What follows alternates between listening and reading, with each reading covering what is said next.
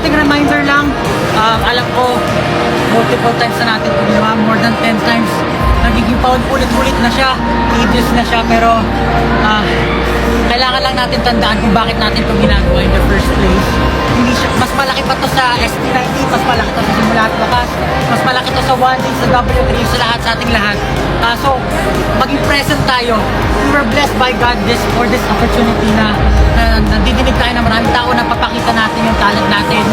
Kumbaga, huwag natin siya i-take for granted. Let's be present. Pakita natin yung galing natin. Let's be, hindi lang siya basta show. Pakita natin yung apoy. Kasi maraming nangangarap, maraming gusto na tumayo dito sa stage katulad natin. Pero tayo yung napili. Tayo yung merong opportunity. So, gusto ko lang yung paulit-ulit tandaan natin para nasa ganon yung apoy hindi mawawala sa stage. Magpasahan tayo ng energy sa stage. Kasi kailangan natin yun. Makikita yun ng mga tao. So, yun lang. Okay, bro? Go! Go! Let's go. Yes. Simula at Wakas on 3. 1, 2, 3. Simula at Wakas!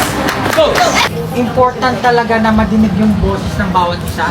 Kasi I know na para nagpa-perform tayo, hindi naman lahat sanay magsalita. Pero kasi maraming nanonood dyan na supporter mo, supporter nila, supporter nila. So maganda na marinig nila yung mga boses mo. Kasi may inspire sila or talagang tatatak sa puso nila pag nagsasalita kayo. So yun lang, kailangan i-push nyo eh. Kasi minsan hindi natin napapansin, isa na lang nagsasalita, dalawa lang nagsasalita. So kailangan lang tayo makapagsalita, ma-express natin. Yes, nag-usap sila bigla. Wait, hinold ako. Okay, let's go. G, guys! You're not part of the plan.